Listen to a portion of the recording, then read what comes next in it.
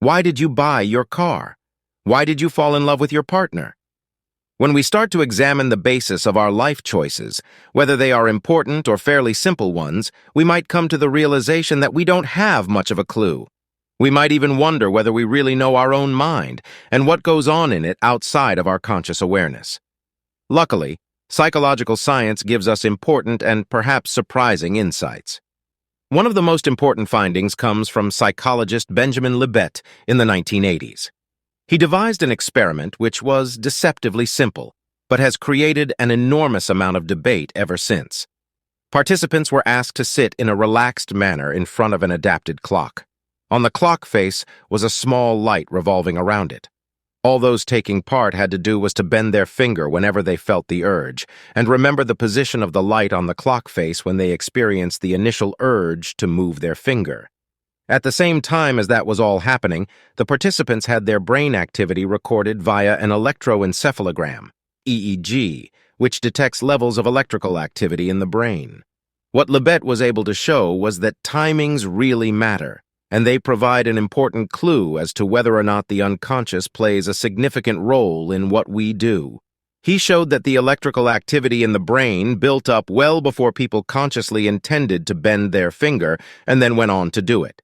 In other words, unconscious mechanisms through the preparation of neural activity set us up for any action we decide to take. But this all happens before we consciously experience intending to do something. Our unconscious appears to rule all actions we ever take. But as science progresses, we are able to revise and improve on what we know. We now know that there are several basic problems with the experimental setup that suggest the claims that our unconscious fundamentally rules our behavior are significantly exaggerated. However, the original findings are still fascinating even if they can't be used to claim our unconscious completely rules our behavior. Another way of approaching the idea of whether we are ultimately ruled by our unconscious is to look at instances where we might expect unconscious manipulation to occur. The most common example was marketing and advertising. This may not be a surprise given that we often come across terms such as subliminal advertising, which implies that we are guided towards making consumer choices in ways that we don't have any control over consciously. James Vickery, who was a marketer and psychologist in the 1950s, brought the concept to fame. He convinced a cinema owner to use his device to flash messages during a film screening. Messages such as "Drink Coca-Cola" flashed up for a 3,000th of a second. He claimed that sales of the drink shot up after the film ended. After significant public anger concerning the ethics of this finding, Vickery came clean and admitted the whole thing was fake. He had made up the data. In fact, it is notoriously difficult to show in laboratory experiments that the flashing of words below the conscious threshold can prepare us to even press buttons on a keyboard that are associated with those stimuli, let alone manipulate us into actually changing our choices in the real world.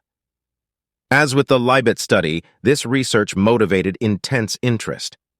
Unfortunately, efforts to reproduce such impressive findings were extremely difficult, not only in the original consumer contexts, but beyond into areas where unconscious processes are thought to be common, such as in unconscious lie detection, medical decision-making, and romantically motivated risky decision-making.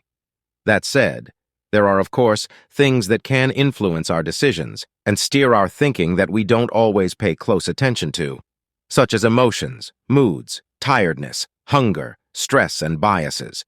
But that doesn't mean we are ruled by our unconscious. It is possible to be conscious of these factors. We can sometimes even counteract them by putting the right systems in place or accept that they contribute to our behavior.